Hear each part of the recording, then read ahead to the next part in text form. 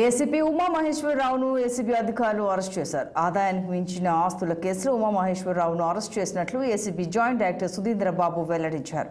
ACP ఉమామహేశ్వరరావుపై అభియోగాలు వచ్చాయని 17 ప్రాపర్టీలు, 5 flats, 38 లక్షల నగదు, 60 తులాల బంగారం సీజ్ చేసినట్లు పేర్కొన్నారు.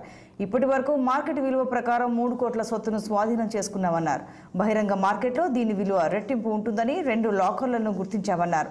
శామీర్పేటలో ఒక విల్లా గుర్తించామని, ఇవాళ ఉమామహేశ్వరరావును కోర్టులో ప్రవేశపెడతామని ఏసీబీ జాయింట్ డైరెక్టర్ సుధీంద్ర బాబు తెలియజేశారు.